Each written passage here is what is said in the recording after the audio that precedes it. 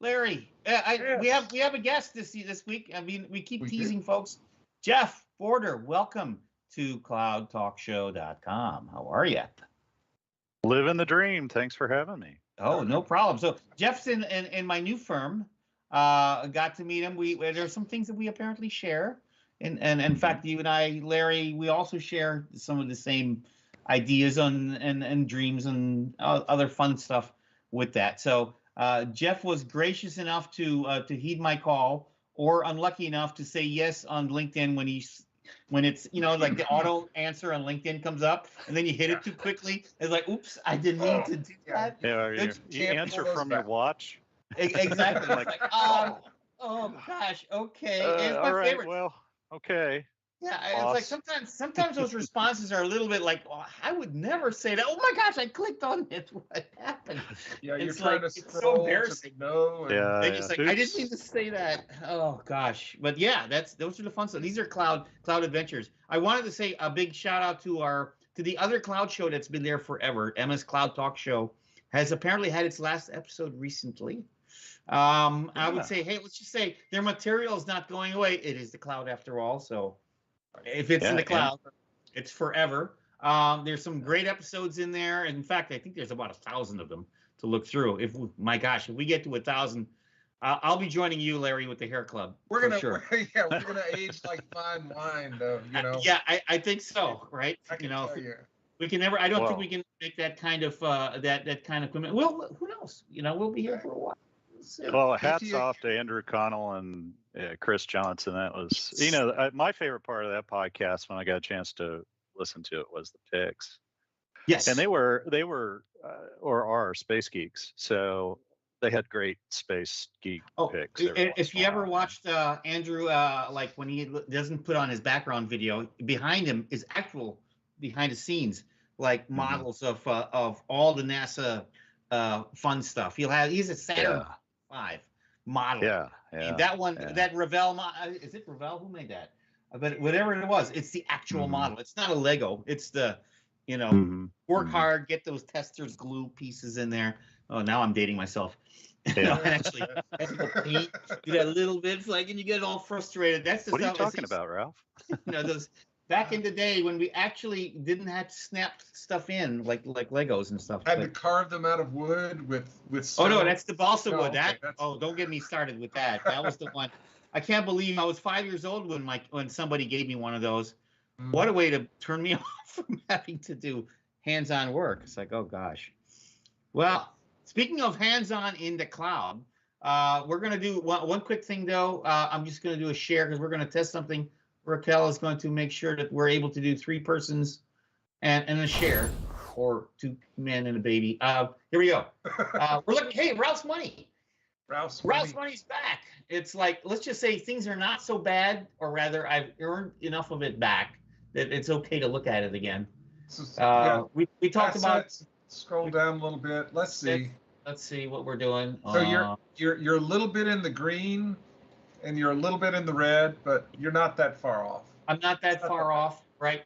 Interestingly enough, the reason why we talk about Ralph's Money in the Bitcoin world, being other than it being a cloud service and everything else, a lot of the, let's say, techniques and patterns used to make this thing work is, strangely enough, things that we do when we're designing in the cloud, we're trying to make things work in the cloud. The fact that this works without everything blowing up is a testament to the fact that it works, I guess. Right. And the fact that Ralph has not lost all his money yet says that maybe we're okay for a little while. Yeah. Hey, but we do have a topic for today, and that topic, and I'm going to stop sharing for a moment of air, is infrastructure as code. I need to have voices to go out there, because this is like this one is like. It can be fighting words, or this can be like the greatest thing in the world. But I'm going to go on the supposition that if you're going to do something and you're going to put it up on the cloud, and if you don't make it repeatable, shame on you. Shame on you. Exactly. Why did you do that? Unless you're buying something, you're the client, you're using the software to do the one thing. Fine, you don't want to repeat that. But if you're building something and you're going to use it again, why are you going to build it again. I'm telling you though, you say that you're only going to do it one time.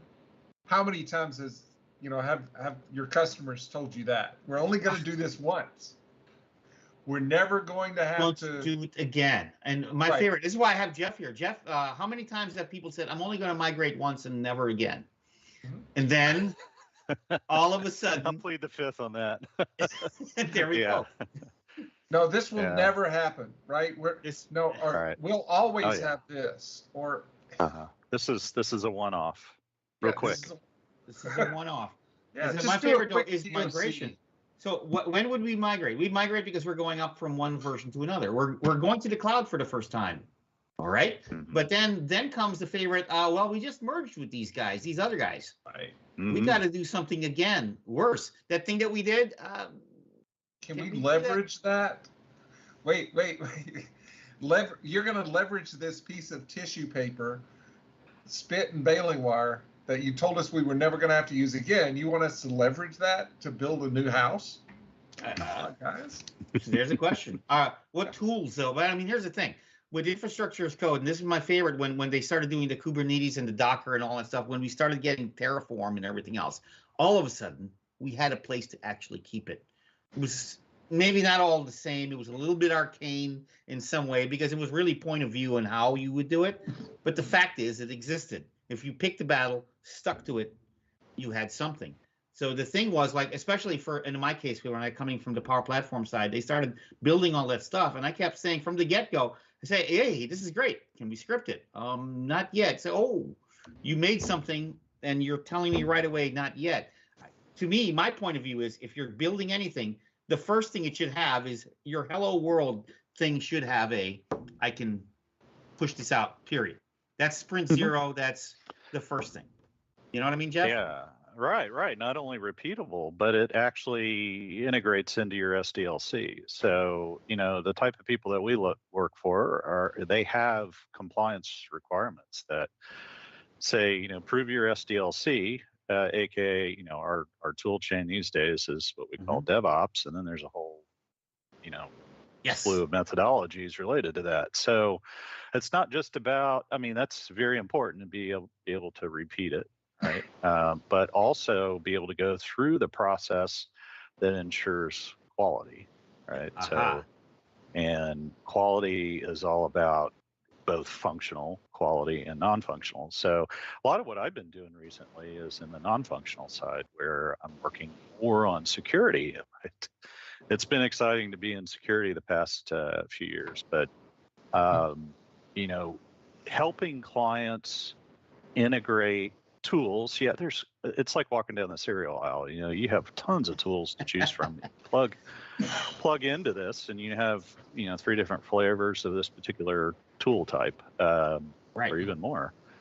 But when you're talking about quality, it's not just repeating it and repeating quality, but making sure it's quality in the first place. So security tools, making sure code has, even infrastructure as code, has all security checks that you can do on it. If it's using dependencies, like recently in the security field, we just dealt with Log4j. Oh, yeah, we were talking about that, in fact. Yeah, it popped up, December 9th was just right before Christmas, was the infamous day where we all got slammed with this. And how this relates to DevOps and IAC and so forth is that where are we deploying these components that use these components that use these components? Like one of the clients I was working with had a dependency chain that was about 4 or 5 layers deep. And then we found Log4j down at the bottom of that. So yeah, just a little rabbit hole into, why this stuff is so important. If you have it in your DevOps chain, then you can really put your fingers on these things that pop up. It's the real world. So, and be able to trigger and react instead of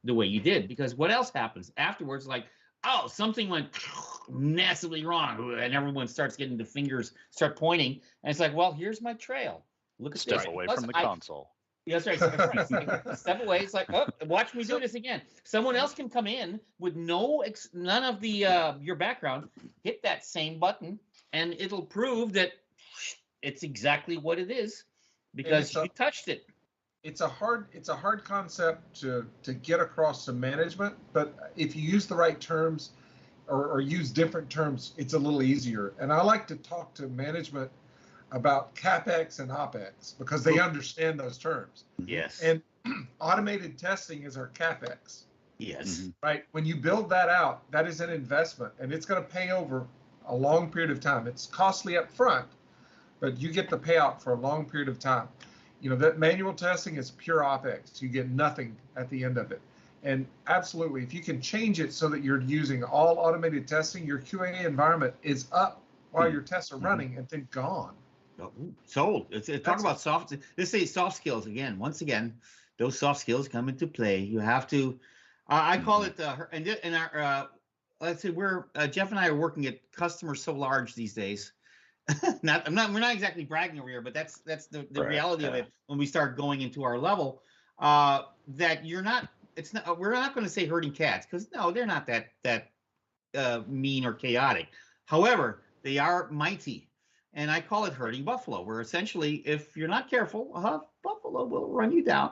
So Raquel and I are really small. When I took her to the Great Buffalo Roundup, one of the things they said, well, how do you herd buffalo? You don't. And that's what the guy said. No, you don't. You basically, you go to within some distance of the buffalo and say in a certain way, you know, buffalo, it's really cool over here. You might like to come over here. It might be nice. And the buffalo thinks about it, you know, and then maybe half of them will find their way coming down that way to see their way through. And the other half are like, no, I didn't feel like it. You're herding essentially big, mighty beasts to come down this particular area. However, once it's done, it's like, wow, how did that work? And the fact that they're doing this and they're able to do it again and again, show they have a repeatable process. I got my stuff. I got what we need. And once they've adopted it, right, they have that same inertia to leaving you as they had to coming to you.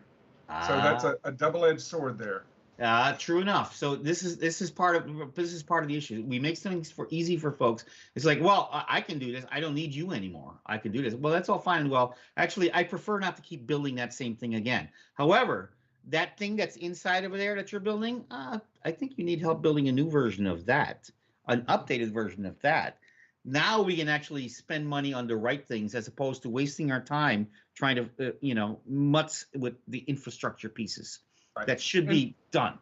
Yeah, speaking of putting your money in the right places, I mean, that's really what the cloud is all about, right? Bringing us back kind of to our topic here, the cloud is us not having to worry about patching our servers, right? Us not having to worry about, we're providing business value. Yeah. And everything that we do should be providing that business value and come down to that bottom line. If we're solving problems for the business that don't put dollars in their pockets, then we're not necessarily solving the right problems. And we need to look a little bit. It's the elasticity cost of cloud, right? So every dollar should be contributing to value. Right. Whereas in the old days when we didn't have elasticity on-prem, not every dollar that was feeding for all that iron racked up data center where it was possibly sitting there eating power and non-elastic, not adding value to the firm. So, but they weren't really watching it that closely. It's like when it was shown to them, they didn't it was really like, care, right? That's right, exactly.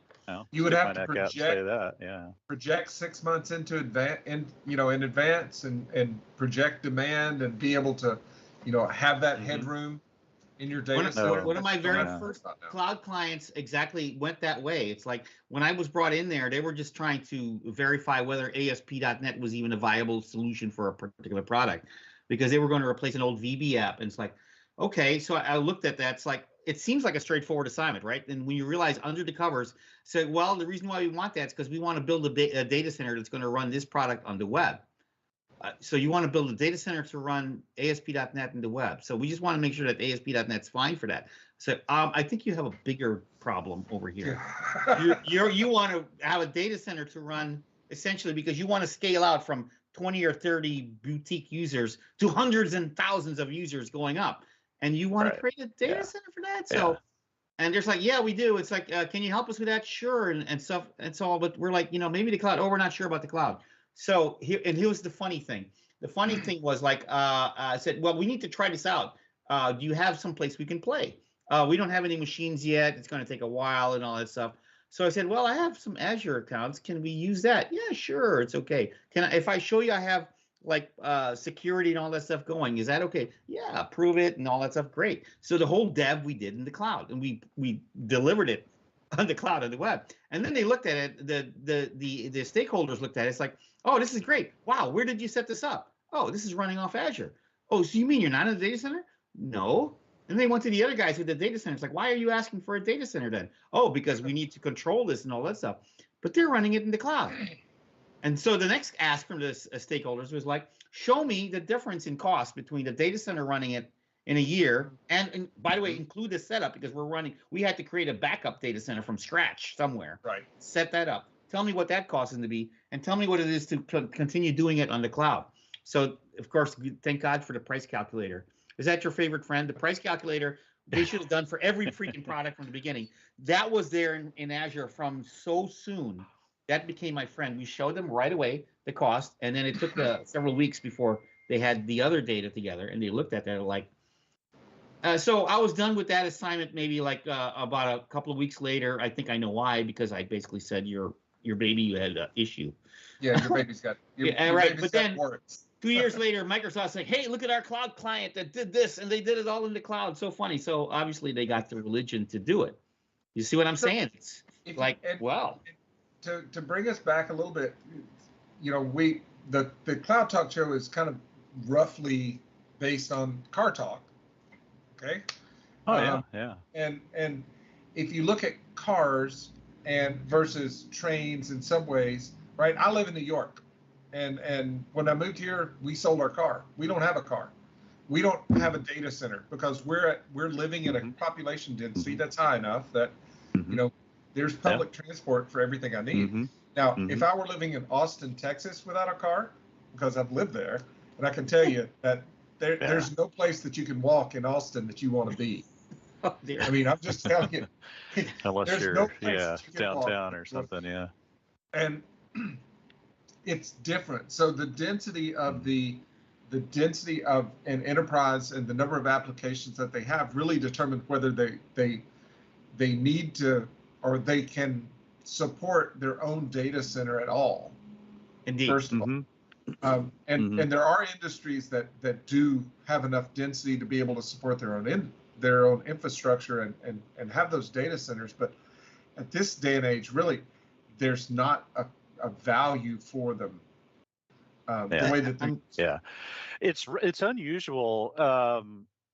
Here's a quick story. When I was first starting in cloud, gosh, it was 2022, so it's about 20 years ago.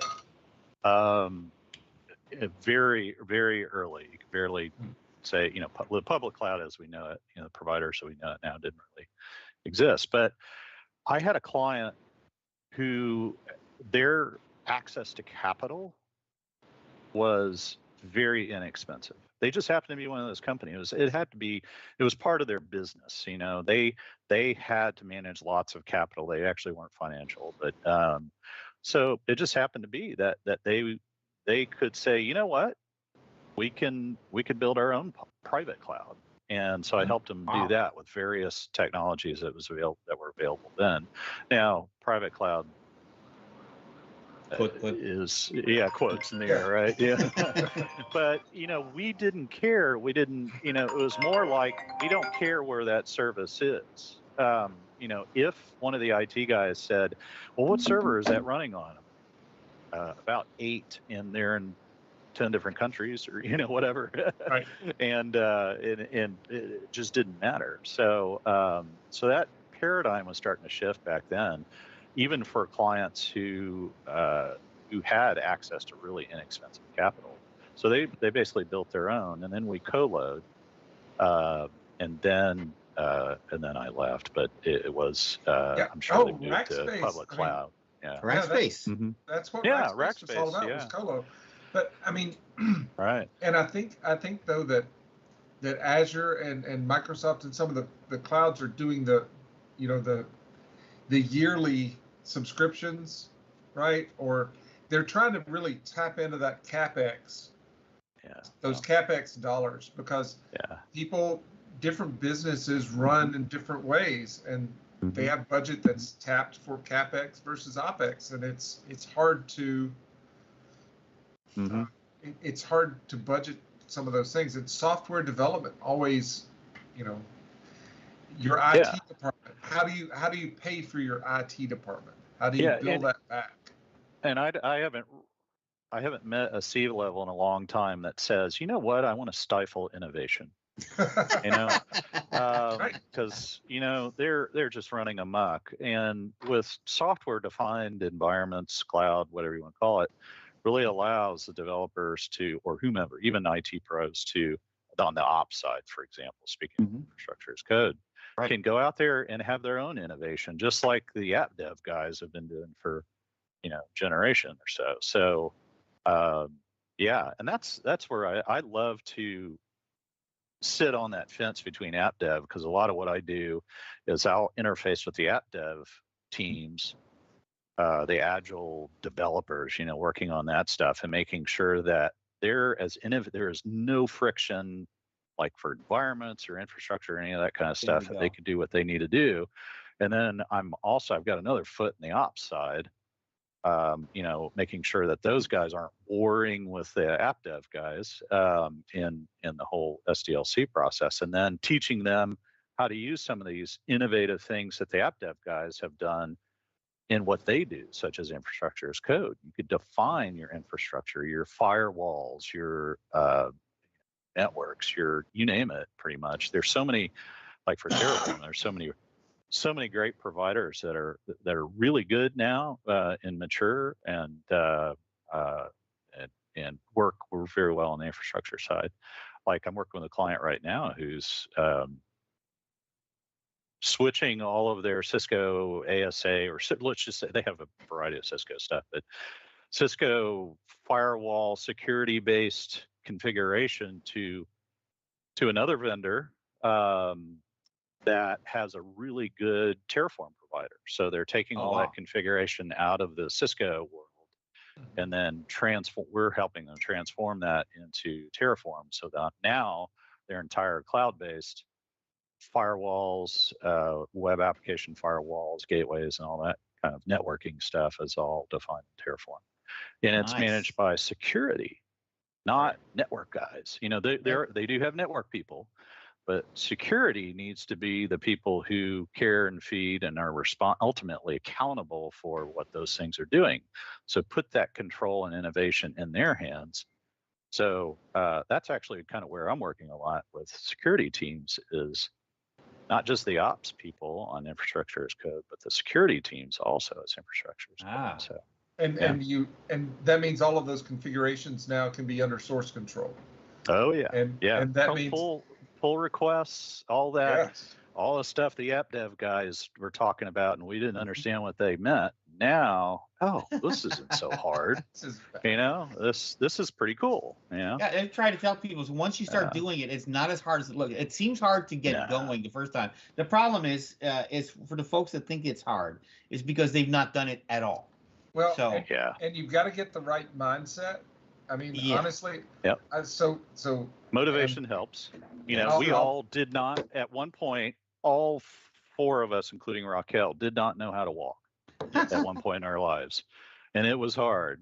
But we were motivated to get up and go get that cookie over there, right? So, that's what I like to say sometimes. When we talk about infrastructure, I like to talk about immutable infrastructure, and by that I mean, you never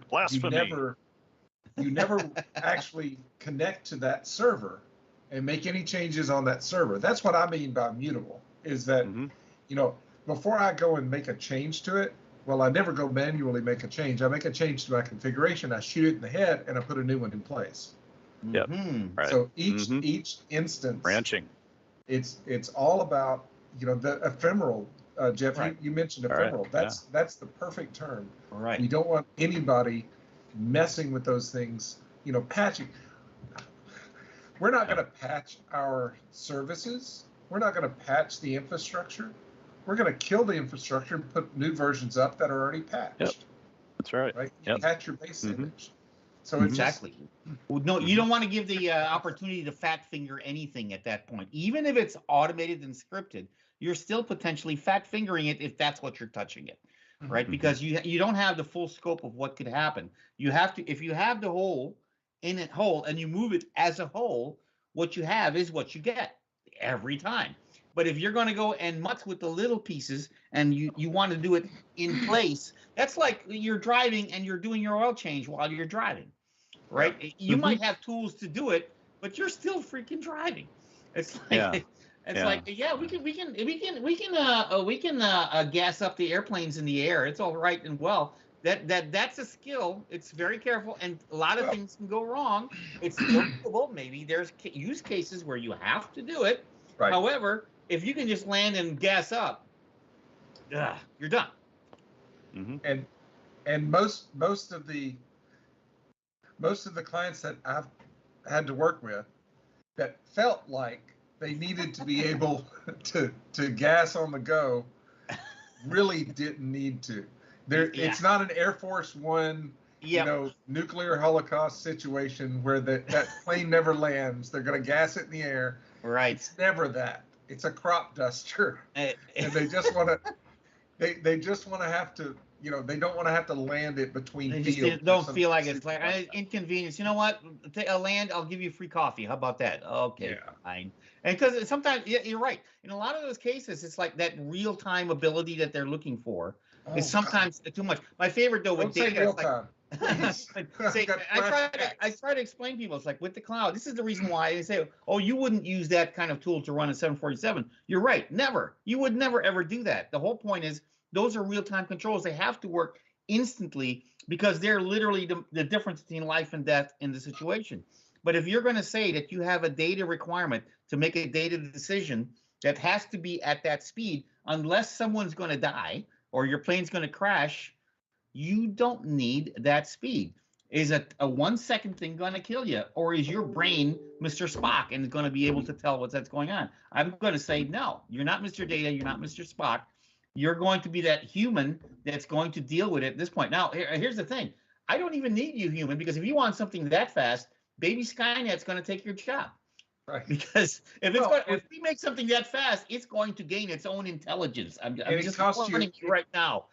It costs you $2. It costs you $2 to get it in 10 minutes.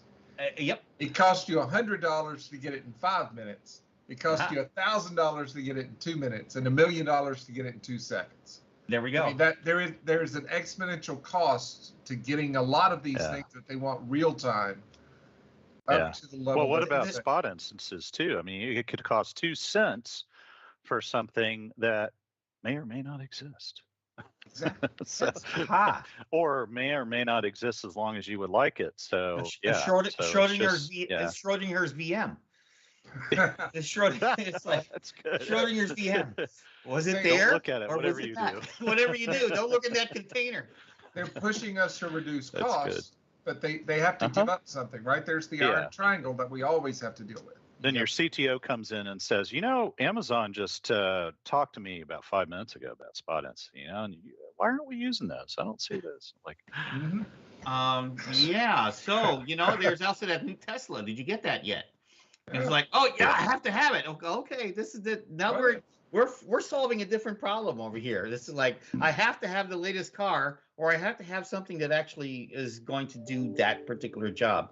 You need an F-150. You don't need this, right? Yeah, well, I'll tell you, in now 17 minutes, I'm going to be walking with my wife to the grocery store, and it's a block and a half. I can almost see it from my window. You know, I don't need that Tesla, right? And the difference is you have to make sure that people understand and see the environment that they actually live in, not the environment that they wished they live in. Right. Yeah. You know, Yeah. you might want to be in the Bahamas, or not be Mai Tai, but exactly. It's like, or not pretend that they want to be like that person who's there in that environment. It's like, oh, I want to be like that person. Yeah, but that person lives there. They're going. It's like, yeah, but he's like nice and warm. If you move there, that's one thing. But if you want to make the Bahamas look like that in Chicago, it's like, this is what it's going to cost you to get there. And the question is, do you want that? Because here's the thing. Did you know that in the Bahamas, they get hurricanes and they get this other stuff? Well, we don't get that in Chicago. We get snow, but we don't get hurricanes. So what do you want? You want the hurricane? You want the snow? It's like, well, a hurricane would be great right now. I hate the snow. Until you actually experience a hurricane, you're not going to say that again. You'd probably be like, give me a snowstorm any day. You know, it's like, seriously, there's going to be the trade-offs on how that's going to happen. Right. Be happy with your environment and use the tools. Don't worry. That people have been living here for years. We figured it out by now. And any of the new people out there that are watching, you know, the both of you that are watching, right? Understand that this is like that overnight success thing that bands have, right? They played the small dingy clubs for 10 or 15 years, and then they got known and they were an overnight success after having put in the 15 years of hard work to get to the position that they could be a success. Mm-hmm. Cloud Exactly. work is the same way. You know, start out small, start out off, you know, just continue to learn and continue to put in the time, because eventually you'll get to the point that, you know, you're able to make the decisions and talk as eloquently as I know. At least it's easier to learn now than it was before. That's one thing I will say. The learning tools from everybody. And I'm not picking on anyone in particular, but for sure from Microsoft, from Amazon, from Google, all of those tools, just those three alone are so improved. And beyond that, actually, this is what's different between now and when we started is that. Right, the amount to learn. There was a lot of, not exactly noise back then. There wasn't as much information, to be sure, but it wasn't as focused as it's now available now. Well, there also wasn't as much to learn, right? I mean, the history book had one chapter. Back when we were when we started. That's right. Yeah, I remember those days when it was like we just had ones and zeros. We didn't have, you know, even ask. Oh yeah, we were so stingy that 2 was just out of reach. It's like, no way, we're gonna get it ever. There'll never be a 2. Yeah. we had to program with wires. You know, oh yeah. Wires. Oh, I remember that. Oh wait, no, we didn't have wires. I had this little nail that I used to go, and I used to go. So punch cards are a thing. The punch cards, yeah. Okay, we're old. All right. Except Jeff. Jeff's young. Jeff's like what are the old guys talking about? Yeah. It's like before your time, Jeff. You know. Yeah. Just telling you. Exactly. Right. I have no idea what you're talking about. Exactly. So mutable infrastructure, yeah, it really can work. But you know, I think the biggest thing about mutable infrastructure and the success of it is really more of a cultural thing on teams and so forth. And it ends up being a journey, as we consultants often say, right? It's a journey. You don't just instantly get there. So, yeah, you know, it really can happen, but sometimes it takes a while. But step away from the console. You know, everybody on the teams, on the infrastructure side, the ops side, understand these things are ephemeral. Even production is ephemeral. Because you can't, you know, these days what we try to do is, for example, like applications, we try to decouple the release from the deployment, which means we're using things like feature flags and things like that. Like code is actually deployed there, but it may not be accessible, and it may pop up to certain users and not, and then that environment disappears. And so it's very plastic, you know, and that's a paradigm that makes immutable infrastructure even easier, because if it doesn't really exist for that long, it makes the immutability that much easier to enforce. As I say, if you know something's not going to be there, right? If you know if you get used to the fact that whatever you have is not going to last, you're fine. But if you grow up thinking that every time I get this, it's supposed to be there forever. It's hard to let go. It feels painful when you have to give it up, even though that pain is actually in your head of what's going on. But that's the culture change right there. The culture change is when we had hardware, and to say, oh, we gave you hardware for a while, oh, we're just taking it away right away. That's a physical I just felt you take the steak out of my mouth. Of course, I felt that, right? But if it was like a fake steak, and I went, yeah, you felt that? Oh, doesn't that taste like steak? Oh, yeah, I can imagine the juice and all that. But I didn't really eat anything. Yeah, a little spray, right? A little spray. Just the scent of steak. Is the steak I like? Yes. But it also is a lot easier to do it at the beginning of a project than midway through or at the very end. Okay. Good old shift left at the beginning, unless of course you're in Hebrew, then it's shift right, I guess. Right. The other way. but you know, when you're building a building, you know, you lay the foundation, and that foundation kind of limits the space that you're going to be able to build over. And it's a lot harder to go back and jackhammer that up and put a new larger pad down. And there are issues if you don't. There are issues if you try to run on two different foundations. Shift left. Shift left. Right.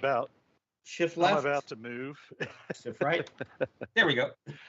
I'm about to move, and we're building a house. Believe it. Oh, this is a wonderful time. Congrats. To build a house, by the way. But yeah, and I'm just thinking, gosh, I just wish it were as easy to build an actual house to live in as build all these big environments we do for our clients. Wow. Now there was a time when it was the other way around. Right. There was a time when it was the other way around. It was easier to do that. Yeah, yeah. So we would be tearing down houses and rebuilding them. Maybe one day. I don't know. One day. That's coming up. That's we get the giant replicators. We'll be all good. And mutable housing. But I wanted to ask you guys about.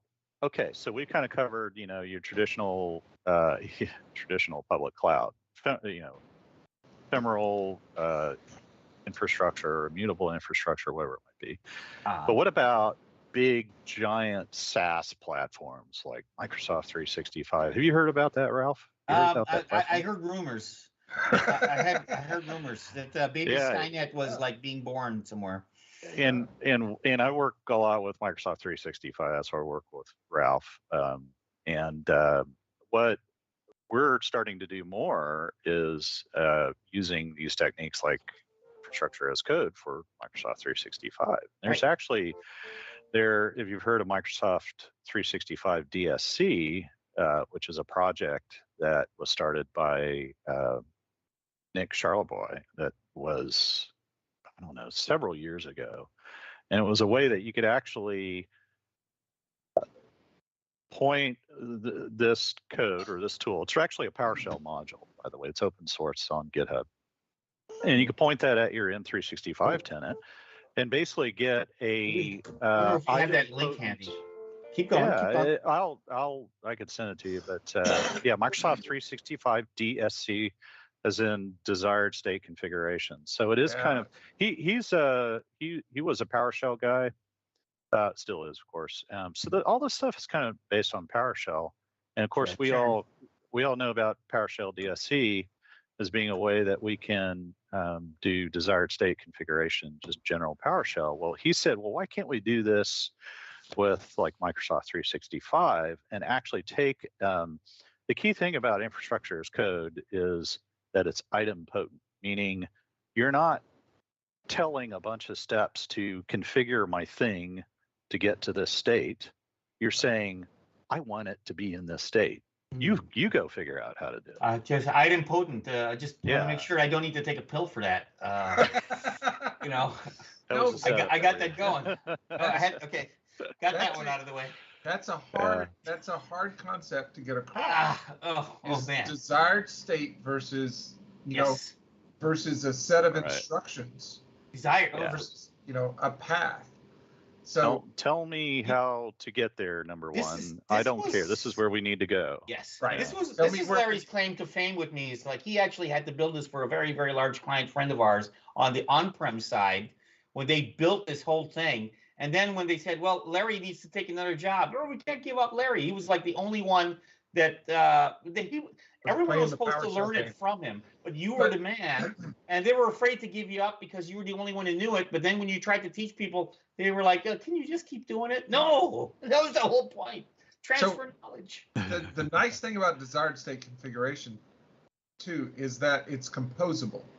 That means that you can have multiple declarative statements that can be piled on top of each other, and you come up with an end state that is not through any of the paths that you would go to. Right. So we don't have to waste our brain cells figuring out what steps do I need to do to get there, because sometimes we don't know what state the environment's in. You know, maybe Johnny Awesome admin has come in, poked around the console and knocked things up. All we have to do is say, no, this is the state we have all approved. This is what we've checked. Get it to this state. So I've used this tool for some interesting use cases, like I call it a tool. It's really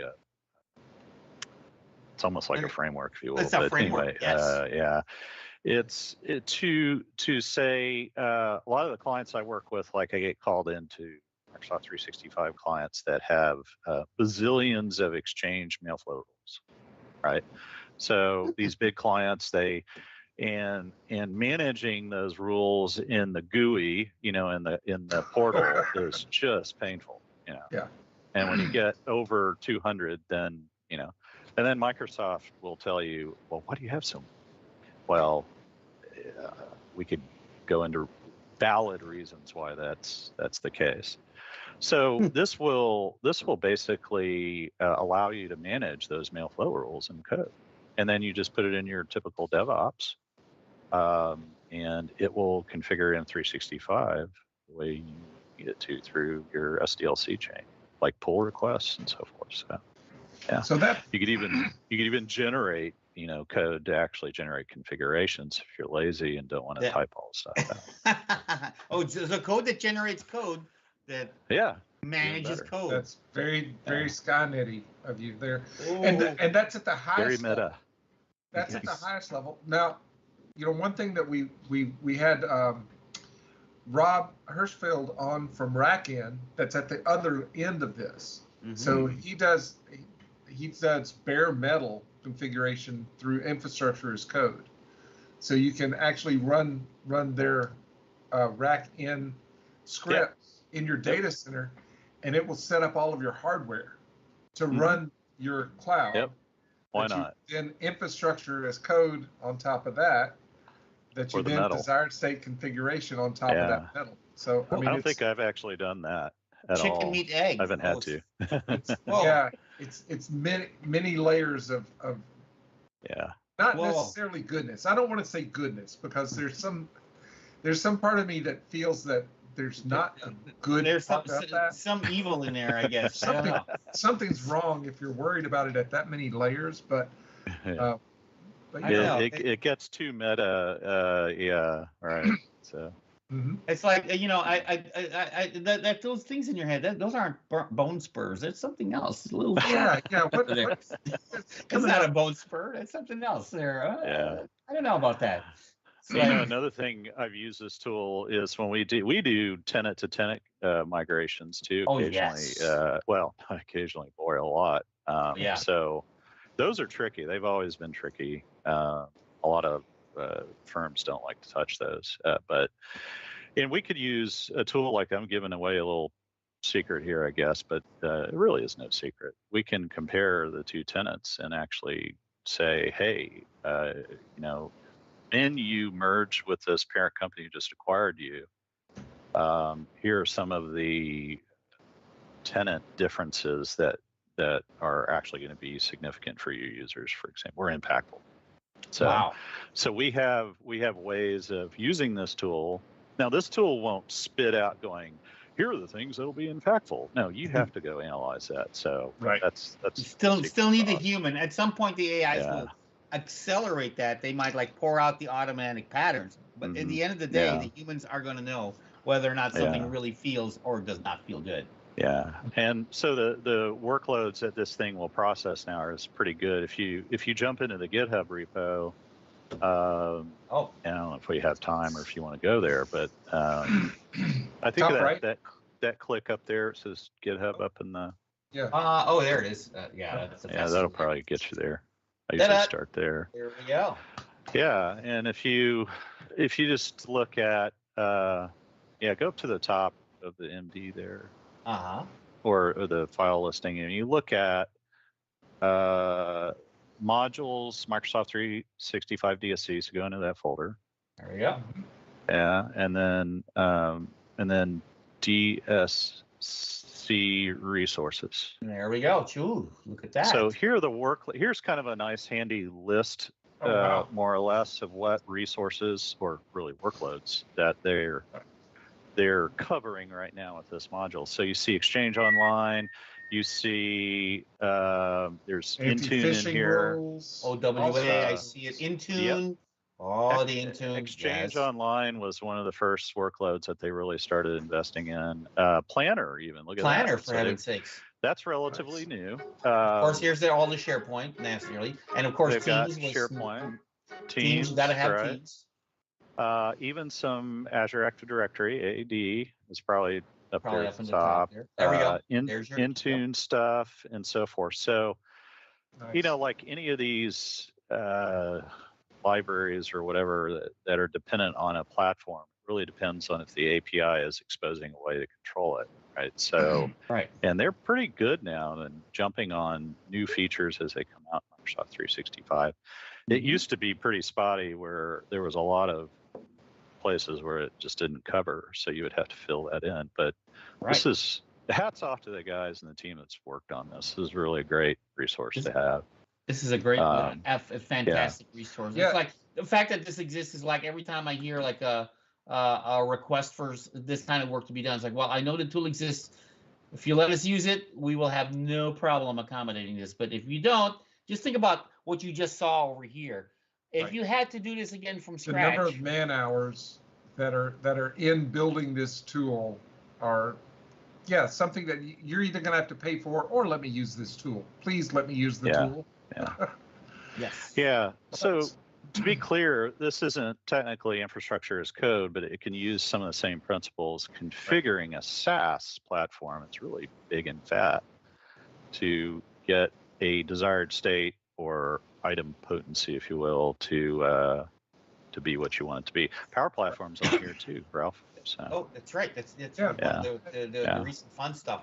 The Power Platform one is interesting mainly because that is ground moving under the feet over here. Microsoft is changing their own way of doing this, so this has to keep up. Oh, so by the way, we always tell folks that if you really want to be part of the cloud community, if you have the wherewithal to contribute to this is the whole point. These are public. You can come out here and you can help out, or at least if you're not writing code, just your comments on whether things work, whether things fails, that keeps, the plate warm, keeps things going and keeps these things up to date. Because the worst thing you can do is see something and not say something when you're using these tools. Yeah, you can always fork. Yeah. Good. Yeah, if you can't find an example of what you're trying to do, and you work out your own little POC, contribute that POC back as an example. What, you fork the repo and then you do what you need to do, and then you say, hey, original team, look what I did, and they may pull it in as bless you or not, either way. Yeah, this team, I don't think this team is just, I mean, they're I wouldn't say they're close, but they do, I think they interact with you before you're on the contribution team. Yeah, anyway. So, but it's pretty quality stuff. It's good. I don't want to be that guy, but we are at time. And true enough. Jeff, we've had so much fun. But we do need to probably let our people go. All right. That's right. We'll need to do this again sometime. We will. But definitely have enjoyed it, and a lot of good information. And thank you for this. This is outstanding. Just a reminder that this is out there for folks. That's another reason why I always remember Jeff, because this happens quite often. It's like, and I remember Jeff reminded me that this was out there. And every so often we get reminded that it's out there. Everyone says, "Oh, we have to build this, and we're taking weeks or we're setting up a whole team to build it." Say, So I'm wondering if we need to bring this up in the PNP meetings. Right? They know about it. I think maybe just a reminder that it's there. At least that's probably a good idea though, because that's the one thing to say. Hey, you remember whatever you're doing over there? Remember, there's this initiative that's on that side that is like all encompassing. Because there is nothing like this on any of the other infrastructure. Microsoft might have something in-house that does this, might be, but they're not sharing it, at least at this point, because obviously that's for their own big pieces. Right. Yeah. But still, they for the common man, tenants. this is great. Yeah. This is for the common man. This is the and woman. This is the thing to do, right here. All right. Yeah. All right. How about it? Hey, that's our show here. Or Raquel, you can get us signed out. We're going to thank Mr. Jeff Border for being our fabulous guest this week. Yes, sir. Thank you. My pleasure. Yes, and we'll be seeing you. I'll be talking to you probably soon, very, very soon. And Larry, I'll talk to you next week. Absolutely. You stay safe. Watch out for those boxes behind you. Absolutely. All right. Raquel, All right. we're out. Raquel, are we out? Yay! Yay.